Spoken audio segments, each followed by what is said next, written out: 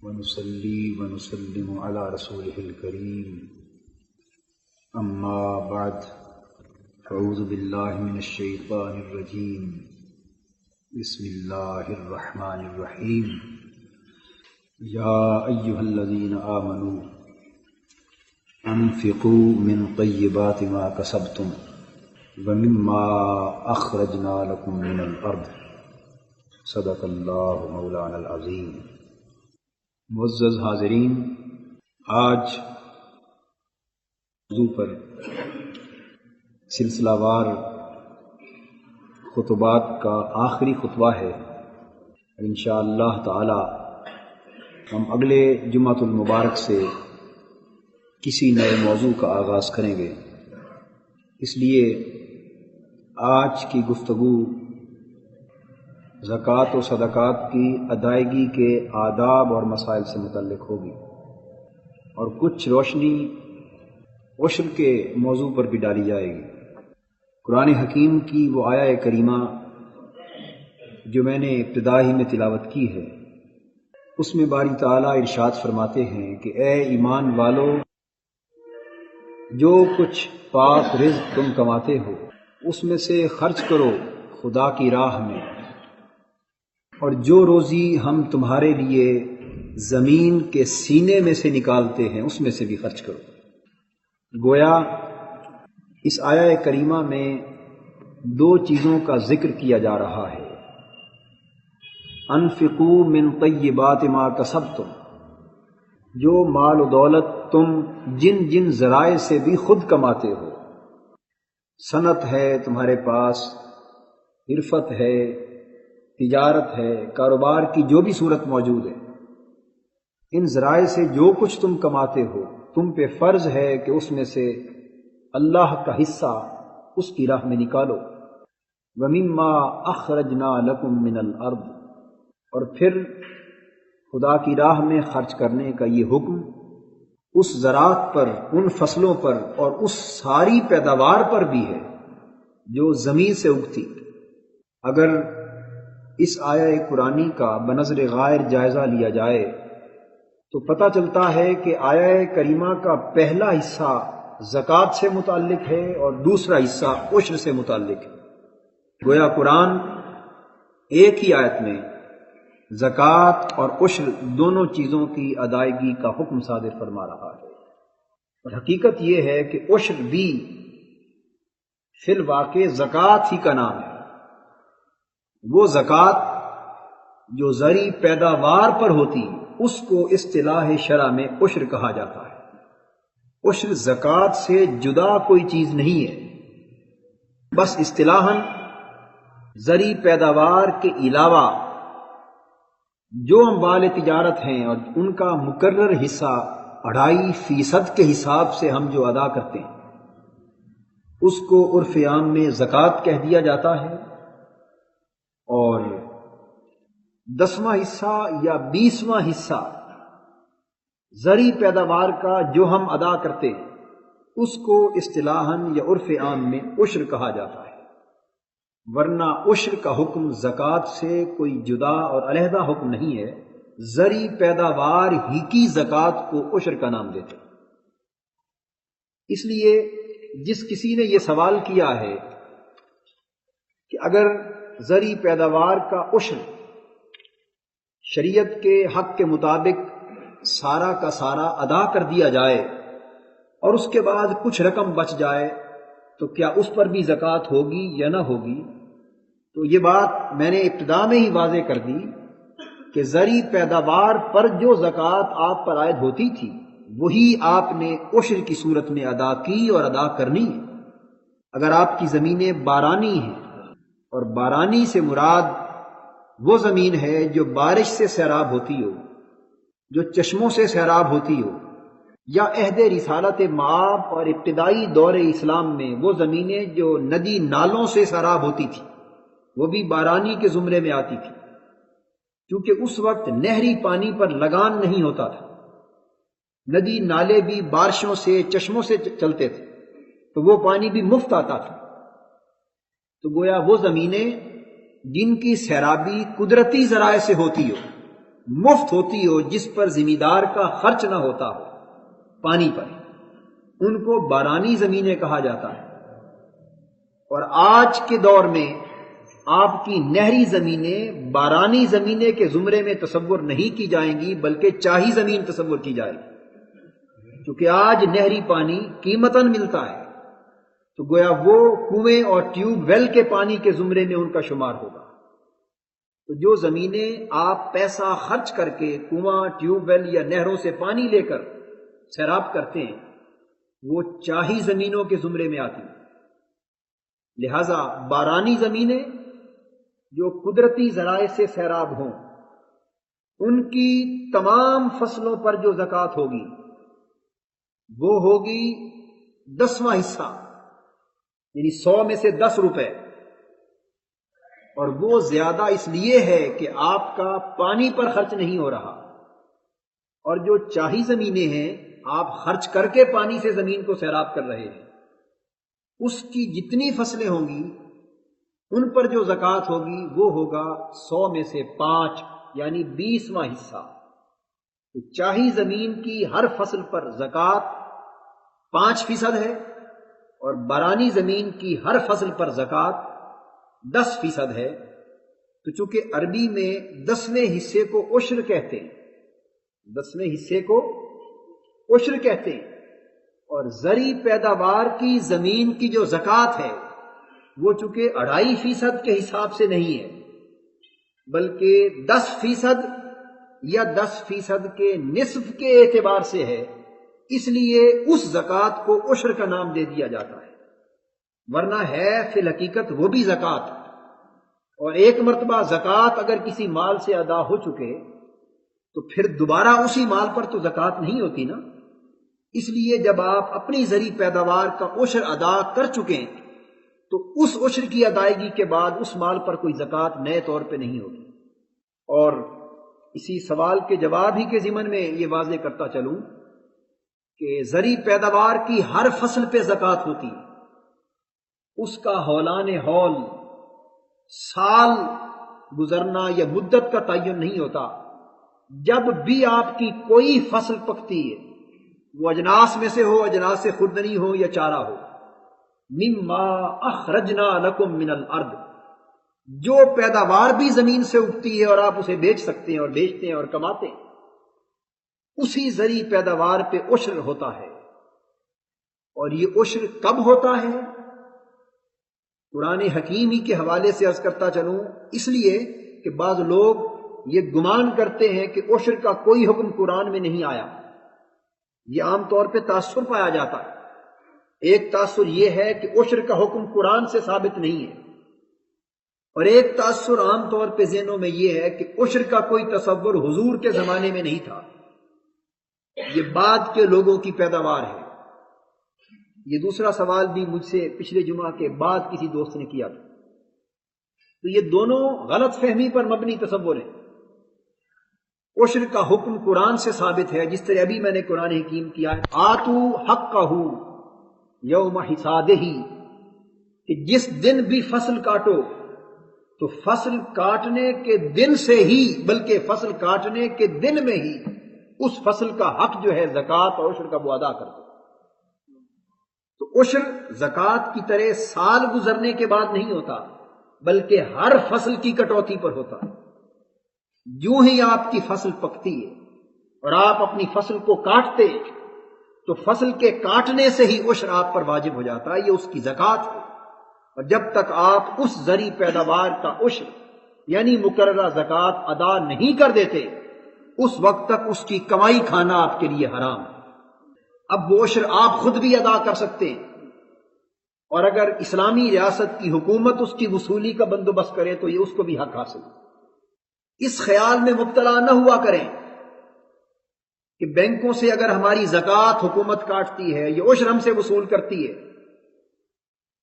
تو بقول آپ کے اگر آپ کا ذہن پورے طور پہ مطمئن نہیں ہوتا کہ ہماری کٹوتی تو ہو گئی زکوٰۃ کی اور عشر تو کاٹا گیا، لیکن اس کا مصرف صحیح نہیں ہو رہا، مستحقین کو نہیں پہنچ رہا، تقسیم کا نظام درست نہیں ہے، اگر ایسے سوالات آپ کے ذہن میں آئیں تو آپ کو ان سوالات سے زکوٰۃ اور عشر کی از روئے شرع ادائیگی کی بنا پر کوئی سروکار نہیں ہے۔ تقسیم کا نظام درست ہے یا غلط، یہ ہر اسلامی حکومت کی ذمہ داری ہوتی۔ درست ہے تو وہ خدا کی بارگاہ میں سرخ رو ہوگی، غلط ہے تو جواب دہ ہوگی، لیکن جہاں تک آپ کی زکوٰۃ کی ادائیگی کا تعلق ہے وہ ادا ہو گئی۔ آپ کا مواخذہ خدا کی بارگاہ میں نہیں ہوگا، آپ کی زکوٰۃ اور آپ کا عشر بہر صورت ادا ہو جائے، کیونکہ آپ خدا کا حصہ اسی کے نام پہ ادا کر چکے۔ یہ تو مختصراً میں نے زکوٰۃ اور عشر کے تعلق کو واضح کیا۔ اب ہم چلتے ہیں پھر یہیں سے کہ زکوٰۃ، عشر اور صدقات کی ادائیگی کے آداب کیا ہیں۔ شریعت نے کیا آداب اور کیا ضابطے اور کیا سلیقے مقرر کیے، اس لیے کہ چونکہ زکوٰۃ اور عشر صدقہ ہے، یہ صدقات واجبہ میں سے، ان کی ادائیگی کس نہج پر، کس طریقے سے ہونی چاہیے۔ حاضرین محترم، اگر شریعت اسلامیہ کے احکام اور قرآن سنت کے احکام کا جائزہ لیں اور روح شریعت کو اپنے پیش نظر رکھیں تو چند آداب ہمیں ملتے ہیں کہ ان آداب کو ملحوظ خاطر رکھ کر ہر صدقہ، ہر زکوٰۃ اور عشر کی ادائیگی اگر آپ کر رہے ہوں تو اس طرح کرنی چاہیے۔ پہلا ادب ادائیگی یہ زکوٰۃ کا اور ادائیگی یہ صدقات کا یہ ہے، آپ کے لیے بہتر ہے کہ آپ زکوٰۃ کے واجب ہونے سے پہلے اسے ادا کر دیں۔ ادائیگی یہ زکوٰۃ کا پہلا ادب، پہلا قرینہ اور پہلا سلیقہ یہ کہ آپ کو معلوم ہے کہ فلاں مہینے میں سال پورا ہو رہا ہے، سال کے پورے ہوتے ہی ہر سال وہ زکوٰۃ پھر پھر کے واجب ہوتی، فرض ہوتی۔ مال وہی ہے آپ کے پاس، بڑھے یا کم ہو، لیکن اس مال پر ہر سال نئے سرے سے زکوٰۃ فرض ہوتی، آپ کو معلوم ہی ہے۔ اور زکوٰۃ فرض ہوتی ہے سال کے پورے ہوتے ہی، لیکن ادب یہ ہے ادائیگی یہ زکوٰۃ کا کہ جب آپ کو معلوم ہو کہ حول پورا ہو رہا ہے تو اس کے واجب ہونے کے لمحے سے پہلے، اپنے اوپر ذمہ داری آنے سے پہلے خدا کا حق اس کی بارگاہ میں ادا کر، اس کے بندوں میں تقسیم کر دیں۔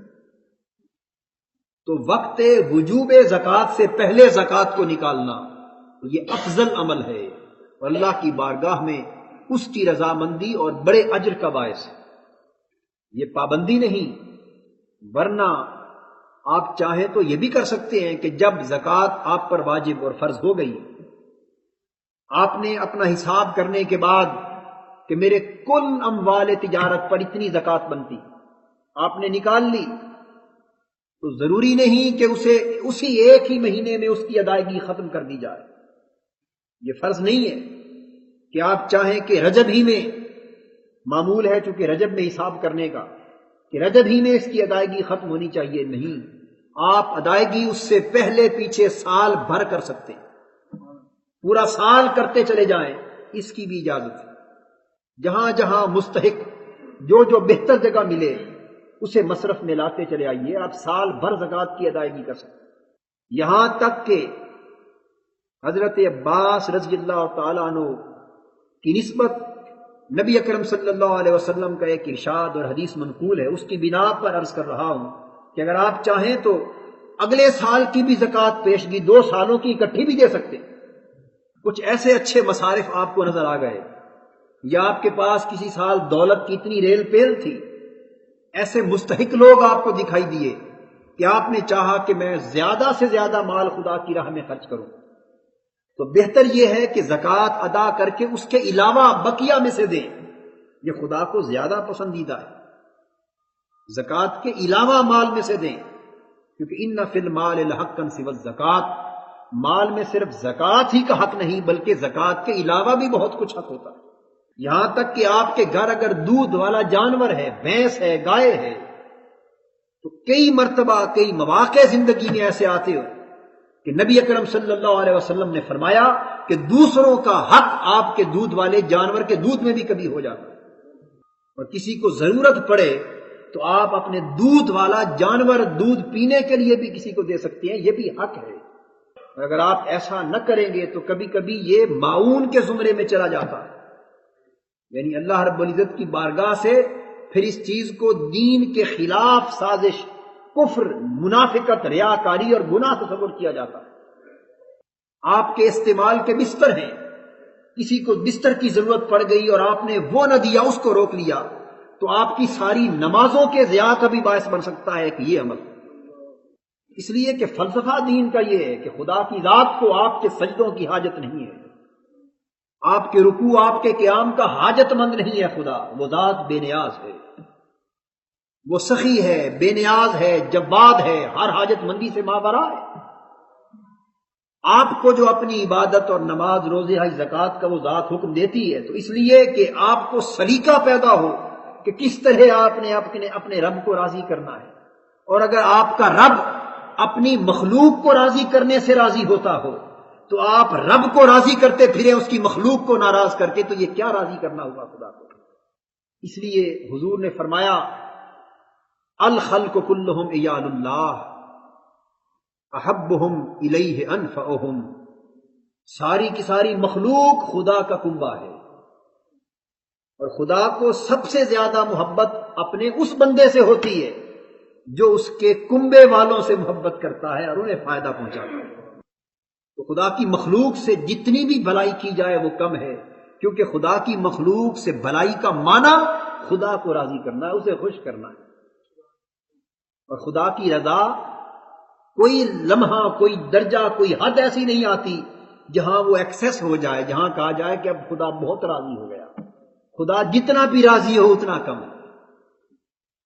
اس لیے میں عرض کر رہا تھا کہ زکوٰۃ کے علاوہ بقیہ مال میں سے دیں، لیکن اگر صرف زکوٰۃ ہی میں سے دینا ہو، بقیہ مال میں سے دینے کی پوزیشن میں نہ ہو یا نہ دینا چاہ رہے ہو، تو آپ 2 سال کی زکوٰۃ بھی اکٹھی ادا کر سکتے ہیں۔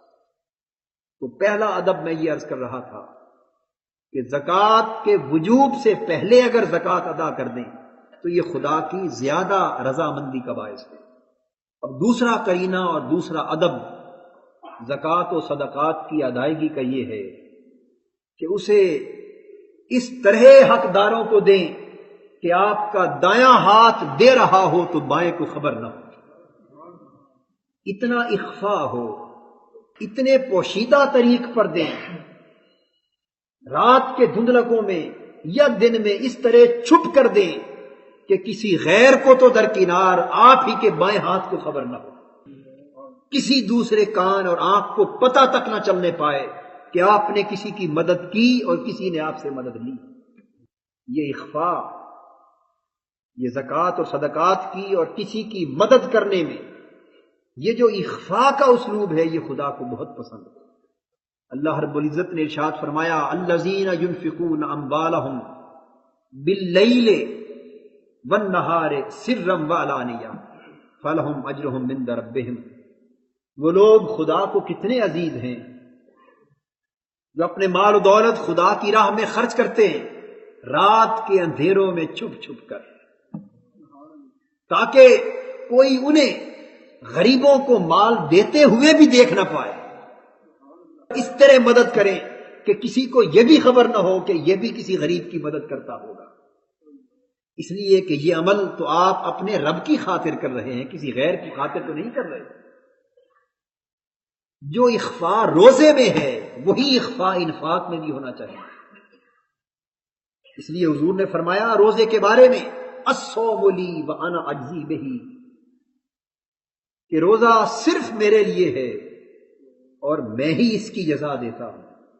اس حدیث کی شرح ہم نے کی تھی۔ مدعا اس حدیث کا یہ ہے کہ باقی عبادتیں تو آپ ظاہراً بھی کر لیتے اور دل میں یہ خیال آ سکتا ہے کہ کوئی میری عبادت کو دیکھ کے مجھے عبادت گزار کہہ دے گا، لیکن روزہ تو رکھ کر آپ دن بھر باہر نہیں چلتے، کبھی آپ اندر کمرے میں علیحدہ لیٹتے بھی ہیں، کبھی سوتے بھی ہیں۔ اگر آپ بند کمرے میں چھپ کے کچھ کھا لیں تو کسی کو کیا خبر کہ آپ روزے سے ہیں یا نہیں ہیں، لیکن اگر بند کمرے میں بھی چھپ کے نہیں کھاتے تو اس کا مطلب یہ ہے کہ صبح سے شام تک یہ بھوک اور یہ پیاس آپ اپنے مولا کو راضی کرنے کے لیے لائے۔ تو اس طرح خدا کی مخلوق پہ خرچ کریں کہ دایاں ہاتھ دینے والا ہو اور بایاں ہاتھ بے خبر ہو۔ قرآن نے کہا، پہلا یہ بیان کیا کہ ينفقون اموالهم باللیل، جو رات کے اندھیروں میں خرچ کرتے ہیں اللہ کے بندوں پر، اور سرن، اور چھپ چھپ پر خرچ کرتے ہیں، کسی کو خبر تک نہیں ہونے دیتے۔ یہ دوسرا ادب ہے زکوٰۃ، صدقات اور انفاق فی سبیل اللہ کا۔ اور جو لوگ چھپ کر خدا کی راہ میں دیتے ہیں، خدا کی ذات انہیں اس قدر اجر عطا کرتی ہے کہ ان کا ایک عمل اس جیسے کروڑوں آدمیوں کے اعمال کی مقبولیت کا باعث بن جاتا ہے۔ بلخ ایک علاقہ ہے، بلخ، اس میں ایک بزرگ تھے حضرت شقیق بلخی رحمت اللہ علیہ۔ کتابوں میں ان کا نام شفیق بلخی لکھا ہوتا ہے، لیکن وہ میرا خیال ہے کہ ایک نقطہ غلطی سے مس پرنٹ ہو گیا اور وہ مسلسل کتابوں میں چلا آ رہا ہے۔ ان بزرگوں کا اصل نام شقیق بلخی تھا۔ وہ جوتوں کا کام کرتے تھے، موچی تھے۔ خدا کی بزرگی کسی کے مالدار ہونے یا غریب ہونے پر منحصر نہیں ہے۔ کوئی جوتے گانٹتا ہو یا کوئی مخمل اور کمخاب کے بستروں پر سوتا ہو، کوئی جتنا خدا کے قریب ہوگا، تقوی، پرہیزگاری، نیاز مندی، عجز، تواضع اور اس کی رضا کے حصول کی بنا پر وہ اسی قدر بزرگ اور برتر ہوگا۔ یہ چھوٹے اور بڑے کی تفریق جو ہم نے کسی کی ظاہری حیثیتوں کی بنا پر کر رکھی ہے، اس فرق کا کوئی معیار خدا کی بارگاہ میں قبول نہیں ہے۔ اس کے ہاں ان اکرمکم عند اللہ اتقاکم، کوئی بوریا نشیں ہے یا کوئی کمخاب کے بستروں پہ سونے والا ہے، جو جتنا خدا کو راضی کرنے والا ہے اسی قدر وہ خدا کے ہاں بڑا ہے۔ اور کوئی فرعون، حامان اور قارون اور نمرود ہوا کرے لیکن اس کی پیشانی خدا کی بارگاہ میں جھکنے سے محروم ہے، وہ خدا کی بارگاہ میں سب سے چھوٹا ہے اور ذلیل و رسوا ہے۔ یہ جوتیاں گانٹنے والے بزرگ حضرت شقیق بلخی، انہوں نے کچھ ساتھیوں اور شہر والوں کے ساتھ مل کے وفد کی صورت میں حج کرنے کا پروگرام بنایا۔ انہوں نے مل کر ہزار دو ہزار جتنے روپے کی بھی ضرورت تھی ایک فنڈ جمع کر دیا۔ محنت مزدوری کے بعد جب حج کا فنڈ جمع کر چکے اور حج کے لیے روانگی کا وقت قریب آنے لگا، ایک دن یہ کسی کام سے باہر جنگل کی طرف گئے۔ انہوں نے کسی عورت کو دیکھا کہ وہ برقعے میں کوئی چیز چھپائے جا رہی ہے۔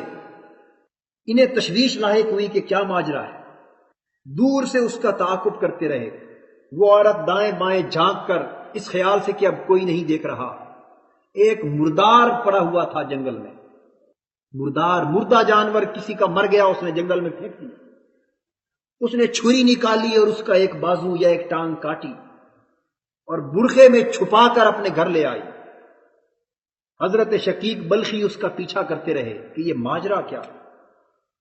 شام کا، رات کا وقت تھا۔ رات کو جب اس کے گھر گئے اور جھانک کے دیکھا تو پتا چلا کہ وہ مردار کا گوشت بھون کر پکا کر اپنے بچوں کو کھلا رہی، اور وہ بیوہ تھی اور بچے یتیم تھے۔ انہیں صورتحال دریافت کرنے پر پتا چلا کہ یہ بیوہ اور یہ یتیم بچے اپنی عزت نفس کو محفوظ رکھتے ہوئے، اپنی غیرت ایمانی کو محفوظ رکھتے ہوئے، چونکہ وسائل نہیں ہے اور کوئی پرسان حال نہیں محلے کا کوئی شخص ان کا، تو ان کو کھانے کا کئی دنوں سے مسلسل فاقہ تھا۔ بچے روتے رہے تھے اور بالآخر مجبور ہو کر ان کی ماں مردار کا گوشت لے آئی۔ کسی کے سامنے دست سوال دراز کرنے کی بجائے مردار کھلا کے ان کی زندگی کی ضمانت فراہم کر رہی ہے۔ حضرت شقیق بلخی لرزہ برندام ہو گئے، رو دیے، ساری رات آرام سے سو نہیں سکے، ساری رات بستر پر کروٹیں بدلتے رہے۔ صبح اپنے اس خزانچی کے پاس گئے جس کے پاس حج کے وفد کے پیسے جمع کروائے تھے، اس سے سارے پیسے واپس لے لیے۔ اپنا گریبان پکڑ کے جھنجھوڑا اور کہا کہ شقیق، تیرے پڑوس میں بیوہ اور یتیم بچے بھوک کے باعث مردار کھانے پر مجبور ہیں اور تو پیسے جمع کر کے حج کرتا پھرتا ہے۔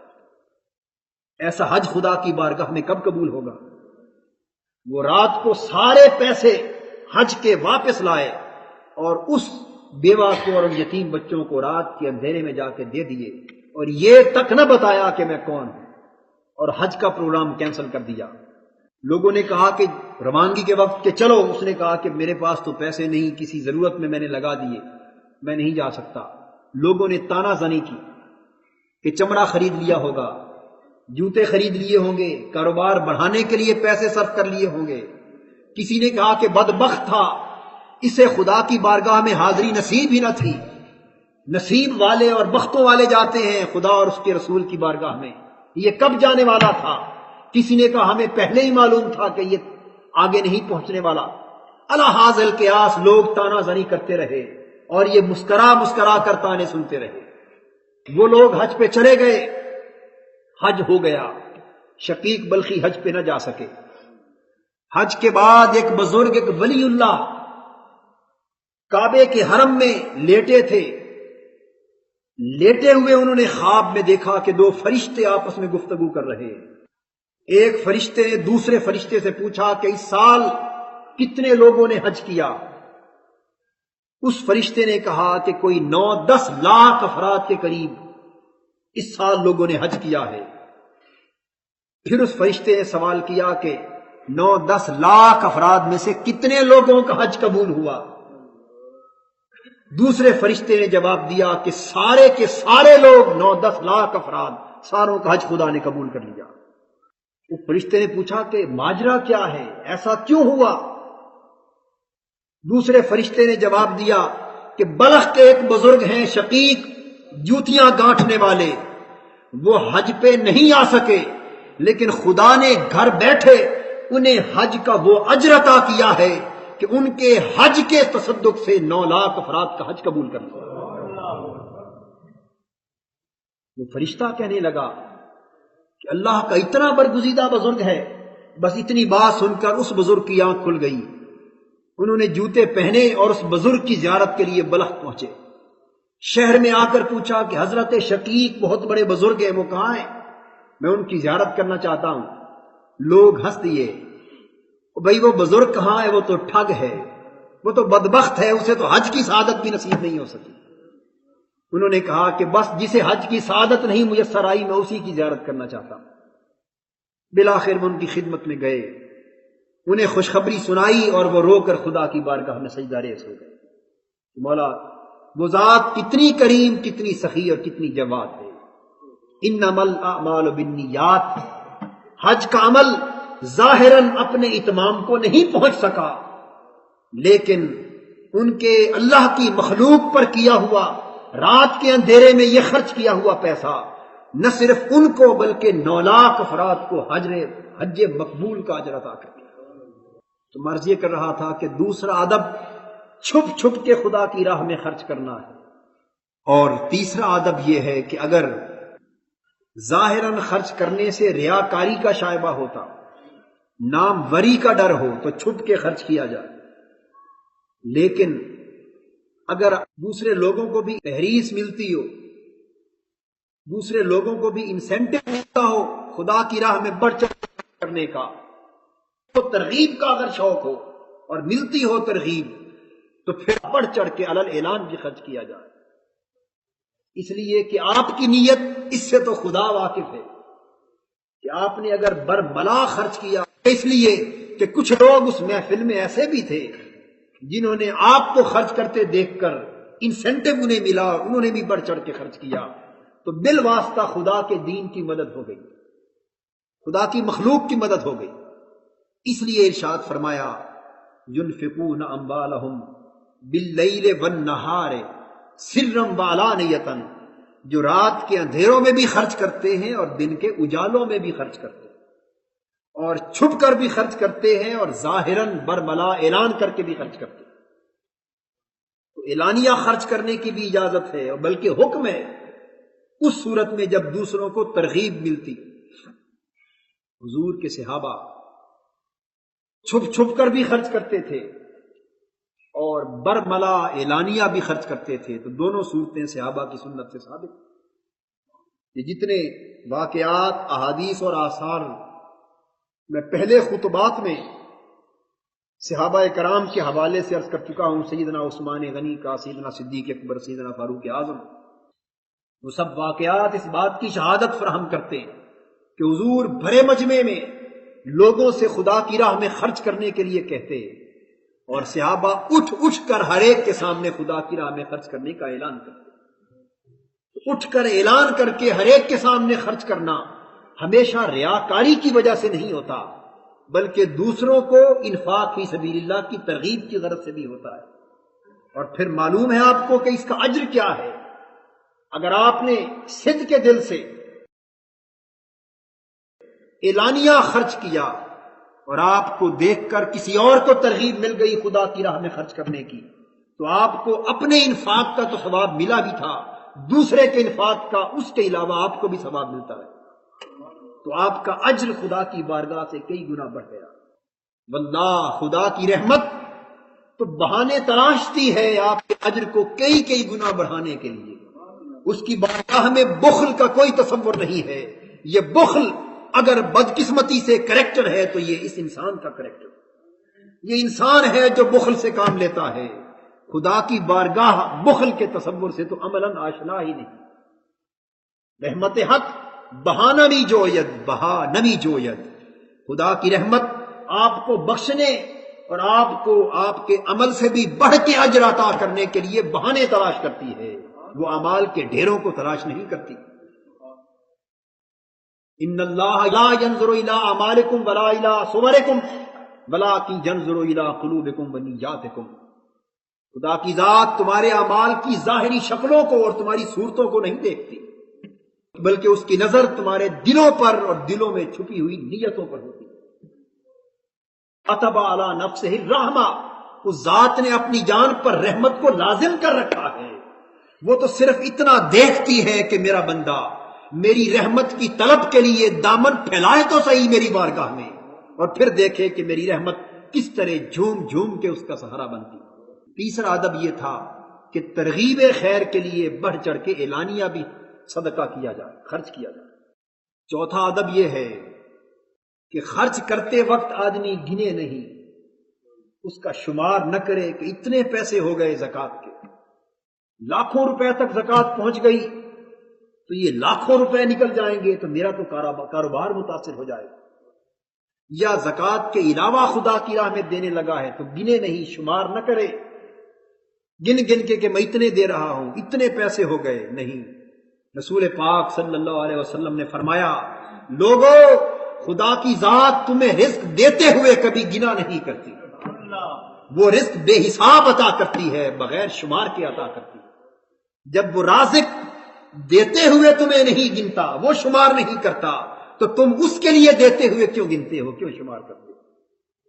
خدا کی راہ میں خرچ کرو تو بغیر شمار کے خرچ کرو، بغیر حساب کے خرچ کرو۔ حضور سے سیدنا صدیق اکبر رضی اللہ تعالیٰ عنہ کی ایک صاحبزادی ہیں حضرت اسماء رضی اللہ تعالیٰ عنہ، یہ حضرت عائشہ صدیقہ رضی اللہ تعالیٰ عنہ کی ہمشیرہ ہے۔ انہوں نے حضور سے سوال کیا کہ یا رسول اللہ صلی اللہ علیہ وسلم، کیسے خرچ کیا جائے، کتنا خرچ کیا جائے، خدا کی راہ میں خرچ کرنے کے آداب پوچھے۔ حضور نے فرمایا، اسماء خدا کی راہ میں خرچ کر، تو اپنے ہاتھ کو خدا کی راہ میں خرچ کرنے سے روکے گی تو عین ممکن ہے کہ خدا تمہیں رزق عطا کرنے میں بھی اپنا ہاتھ روک لے۔ ایسا نہ سمجھو کہ ہم اپنی کمائی دے رہے ہیں تو خسارہ کر رہے ہیں، نہیں، خدا کی راہ میں دے رہے ہو، کسی غیر کی راہ میں نہیں دے رہے، اسی کی راہ میں دے رہے ہو جس نے تمہیں دیا ہے۔ لئن شکرتم لازیدنکم، جتنا بڑھ چڑھ کے دو گے خدا کی راہ میں، شکر ادا کرو گے، وہ ذات خوش ہو کر اسی قدر تمہیں عطا کرتی چلی جائے گی۔ وہ ذات ایسی نہیں کہ تم اس کی رضا کے لیے کچھ کرو اور وہ تم سے بے پرواہ ہو جائے۔ حضور نے فرمایا، ہاتھ نہ روک کہ کہیں خدا تم سے ہاتھ نہ روک لے، اور فرمایا کہ خدا کی راہ میں خرچ کر، اور خرچ کرتے ہوئے شمار نہ کر۔ اگر تو نے بھی شمار کیا تو عین ممکن ہے کہ خدا بھی تجھے دیتے ہوئے حساب و کتاب شروع کر لے، پھر وہ دیکھے کہ تیری اتنی محنت تھی اور اتنی محنت کا اتنا ہی اجر ہو سکتا ہے۔ اگر وہ ذات حساب و کتاب اور شمار پہ آ گئی تو ممکن ہے کہ تمہاری پوری زندگی خسارے میں چلی جائے۔ اس ذات سے حساب و کتاب نہ مانگو، وہ ذات بے شمار دیتی ہے، بغیر حساب کے دیتی ہے، یہی اس کا کرم ہے۔ اور اس کی رضا کا تقاضا یہ ہے کہ تم بھی اس کی راہ میں بے شمار کے بغیر حساب و کتاب کے دیا کرو۔ یہ چوتھا ادب تھا۔ پانچواں ادب خدا کی راہ میں خرچ کرنے کا، زکوٰۃ اور صدقات کا یہ ہے کہ جتنا کچھ بھی دو کھلے دل سے دو، اور سب کچھ دے کر یہی سمجھو کہ ابھی میں نے تھوڑا دیا ہے، کچھ بھی نہیں دے سکا۔ دینے والے تو خدا کی راہ میں جان دے کر بھی مطمئن نہیں ہوتے، وہ کہتے ہیں جان دی ہوئی اسی کی تھی، حق تو یہ ہے کہ حق ادا نہ ہوا۔ ہم نے دیا ہی کیا ہے خدا کی راہ میں؟ مزہ تو تب تھا کہ کچھ اپنا ہوتا اور خود اس کی راہ میں دیتے، اگر جان بھی لٹا دی تو یہ بھی اسی کی دین، اسی کا تحفہ تھا۔ اس لیے فرمایا کہ جو کچھ دو دل پر بوجھ کے ساتھ نہ دو، اسے سمجھو کہ یہ بھی تھوڑا ہے، یہ بھی تھوڑا ہے، جس قدر دے سکو دیتے چلے جاؤ۔ ہمارے آقا نے ارشاد فرمایا لو کان علی مثل احد ذهبا لسرنی اللہ یمر علی ثلاث لیال وعندی منہ شیء الا ارشدہ لدین۔ اگر مجھے احد پہاڑ کے برابر بھی سونا میسر آ جائے، ظاہراً اگر میرے پاس اتنی دولت جمع ہو کہ احد پہاڑ کے برابر سونے کے ڈھیر لگ جائیں، تو آقا فرماتے کہ اس خدا کی قسم جس کے قبضے میں میری جان ہے، میری خواہش یہ ہوگی اور مجھے خوشی یوں ہوگی کہ 3 راتیں بھی گزرنے نہ پائیں اور احد پہاڑ کے برابر سونے کی ایک ڈلی بھی میرے گھر باقی بچ کے نہ رہے، الا شیء ارشدہ لدین، سوائے اسی قدر کے کہ جس کو میں قرض کی ادائیگی کے لیے اپنے پاس محفوظ رکھ سکوں، سوائے ادائیگی قرض کے اور کچھ بھی بچا کے نہ رکھوں، 3 راتوں سے پہلے تقسیم کر دوں۔ اور ساتھ یہ بھی واضح کرتا چلوں، کمال شفقت ہے اس سراپا رحمت کی، اس آقائے کائنات کی کتنی شفقت اور رحمت ہے خدا کی مخلوق پر کہ وہ جو ایک ذرہ یا ایک ڈلی قرض کے لیے بچا کے رکھنا چاہتے ہیں، وہ قرض آپ کو معلوم ہے کس کا؟ وہ بھی اپنی ذات کا نہیں، وہ بھی اپنی امت ہی کا قرض، اس لیے کہ حضور نے فرمایا من ترک دینا فعلی قضاؤہ ومن ترک مالا فلورثتہ۔ صحیح بخاری میں ہے، حضور نے فرمایا کہ اگر کوئی شخص قرض چھوڑ کے مر گیا تو امتی لوگوں کے قرضوں کا ادا کرنا میرے ذمے ہے۔ یہ جو کچھ میں رکھتا ہوں یہ اپنے مقروض امتیوں کے قرض چکانے کے لیے رکھتا ہوں، اور اگر کوئی مال و دولت چھوڑ کے مر گیا تو اس کا حق اس کے ورثاء کا ہے۔ ارے کتنے رحیم اور کتنے کریم تھے وہ رسول کہ وہ یہ فرماتے ہیں کہ اگر سکھ ہو تو وہ تمہارے لیے، کوئی دکھ ہو تو وہ میرے لیے۔ قرض چھوڑ کے جاؤ تو تمہارے قرض میں چکاتا پھروں، مال چھوڑ کے جاؤ تو تمہارے مال تمہاری اولادیں لیتی۔ کتنی سراسر رحمت کی نظر تھی امت کے لیے، اور کتنے بدبخت ہیں ہم لوگ کہ ہم حضور کے ان احسانات کا کس قدر بدلہ چکا رہے، حضور کے دین کی خاطر کس قدر قربانیاں دے رہے ہیں ہم۔ اگر ایک پل کے لیے اپنے گریبانوں میں جھانک کر دیکھیں، اس ذات نے ہمیں جان کی نعمت عطا کی، ہمیں وقت عطا کیا، صحت عطا کی، تندرستی عطا کی، علم عطا کیا، طاقت عطا کی، ذہن عطا کیا، اور مال و دولت الغرض دنیا میں جاہ و منصب عزت سب کچھ عطا کیا۔ ہم ہر نعمت کا کتنا حصہ خدا اور اس کے رسول کے دین پر خرچ کر رہے ہیں۔ اگر اس طرح بیلنس کرنا چاہیں تو ہمارا شمار کسی جگہ نہ ہو سکے، اور شرم کے باعث اپنا سر حضور کی بارگاہ میں اٹھا نہ سکے۔ اور اس کے باوجود بھی اگر وہ کرم کرتے، وہ شفاعت کرتے ہیں، وہ نظر رحمت کرتے ہیں، تو یہ صرف انہی کا کرم ہے، ہم تو اس کرم کے بھی اہل نہیں رہے۔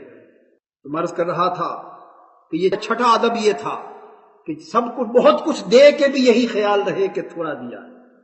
اور ایک اور ادب خدا کی راہ میں دینے کا اور زکوٰۃ و صدقات کا یہ ہے کہ اس طرح دیا جائے کہ لینے والے کی عزت کو، لینے والے کی آن کو نقصان نہ پہنچے، لینے والا یہ نہ سمجھے کہ مجھ پہ احسان ہو رہا ہے، دینے والا دے کر اسے احسان نہ سمجھے اور احسان نہ جتائے۔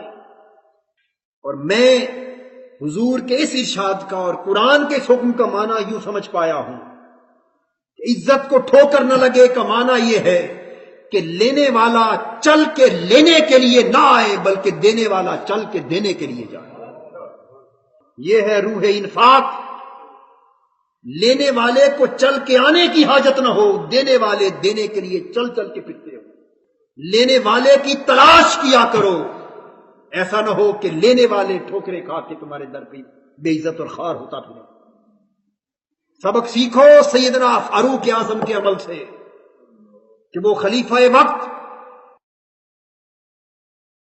رات کے دھندلکوں میں اندھیروں میں شہر مدینہ کے گلی کوچوں میں چل چل کے غربا کے حال دریافت کرتا تھا.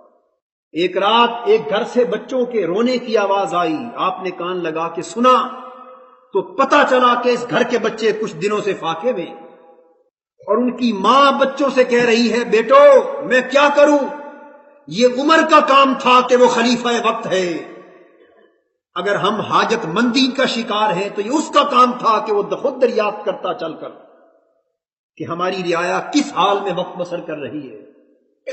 اگر اس نے ہماری خبر نہیں لی تو ہم کیا کریں. آپ رو دیے، انہی قدموں پہ واپس پلٹے.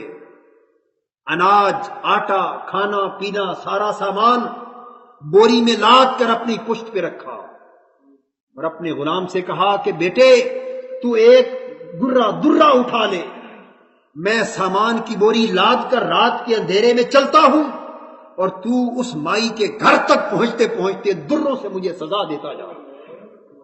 اس لیے کہ عمر سے اگر ان کا حال دریافت کرنے میں کچھ تاخیر ہو گئی، جان بوجھ کے نہیں غلطی سے بھی ہو گئی، تو اس کی سزا عمر یہی چکا کے جائے، خدا کی بارگاہ میں جواب دینا ہو. غلام سیدنا فاروق اعظم کی پشت پہ درے لگاتا گیا. دروازہ جب کھٹکھٹایا غلام کو واپس بھیج دیا. اندھیری رات میں چہرے پر کپڑا ڈالا، ان بچوں کو اس مائی کو سارا سامان پہنچایا، ان کو کھانا پکا کے دیا، ان کی خدمت کی. جب وہ خوش ہو گئے تو اس مائی نے اور بچوں نے کہا کہ بیٹے خدا عمر کی جگہ تجھے خلیفہ بنا دے. سیدنا فاروق اعظم رو رہے تھے زار و قطار، اور مائی سے کہنے لگے کہ مائی اگر تو مجھ سے راضی ہے، مجھ سے خوش ہے تو میری ایک درخواست ہے، وہی قبول کر لے. اس نے کہا بتا بیٹے کیا درخواست ہے. فرمانے لگے کہ مائی اگر تو مجھ سے خوش ہے تو میری درخواست یہ ہے کہ تو عمر کو معاف کر دے. تو کہہ دے اپنی زبان سے کہ اللہ میں نے عمر کو معاف کر دیا. اگر عمر سے میرے احوال کے دریافت کرنے میں کوئی کوتاہی ہوئی تو قیامت کے دن اس سے مواخذہ نہ کرنا. تو کہہ دے کہ میں نے عمر کو معاف کر دیا. تیری ناراضگی عمر قیامت کے دن گوارا نہیں کر سکے گا. اس مائی نے کہا کہ بیٹے اگر تو کہتا ہے تو میں تیری خاطر خدا کو گواہ بنا کے کہتی ہوں کہ میں نے عمر کو معاف کر دیا. جب وہ اٹھ کے آنے لگے اس مائی نے دامن پکڑ لیا، پوچھا بیٹے تو کتنا نیک ہے، کتنا اچھا ہے، تو ذرا کپڑا ہٹا کے مجھے بتا تو صحیح کہ تو کون ہے. آپ نے کہا کہ اماں یہ وہی عمر ہے جس کی تاخیر کے باعث تو ناراض تھی. اس مائی نے قدموں پہ گر کے معافی مانگی. تو حاضرین یہ تو عمل تھا ان خوش نصیبوں کا جنہیں حضور کی بارگاہ میں حاضر ہو کر مکتب مصطفی سے تربیت کا فیض حاصل کرنے کا شرف نصیب ہوا تھا، جنہوں نے خود دین کو دین کے بانی سے سیکھا تھا، جنہوں نے خدا کی راہ میں خرچ کرنے کا سبق خود حضور کے عمل سے سیکھا تھا. اگر دوسروں کی عزت کو محفوظ رکھ کے دوسروں کی عزت نفس کو مجروح کیے بغیر اللہ کی راہ میں دینے کا یہ سلیقہ ہمیں بھی آ جائے تو پھر اندازہ کیجئے کتنی محبتیں اور مودتیں آپس میں بڑھ جائیں.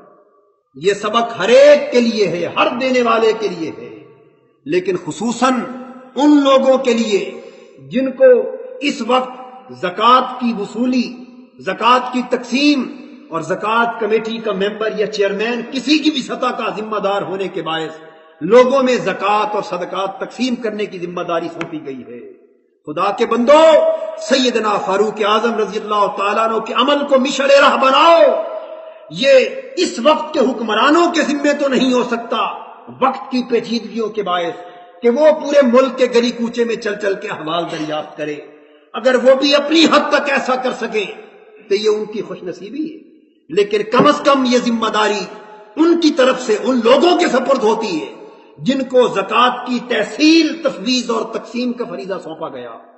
آپ میں سے کتنے زکوٰۃ کمیٹیوں کے ممبر بیٹھے ہوں گے، چیئرمین ہوں گے، جو کسی بھی سطح پر اس زکوٰۃ کی تقسیم، صدقات کی تقسیم یا مالدار ہونے کی باعث غریبوں کی مدد کی ذمہ داری جن کے سپرد ہوگی۔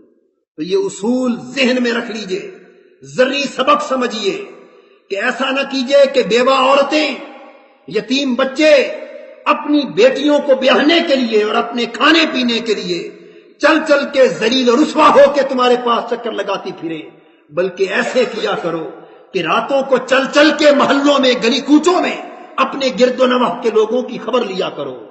کوئی تمہارے پاس مانگنے کے لیے نہ آئے، بلکہ تم اپنا پیسہ لے کے دینے کے لیے جایا کرو۔ خدا کی ذات تم سے بھی راضی ہوگی اور اس پوری قوم سے راضی ہوگی۔ اللہ رب العزت ہمیں ان شریعت کی تعلیمات کو سمجھنے اور ان پر عمل کرنے کی توفیق مرحمت فرمائے۔ وما علینا الا البلاغ۔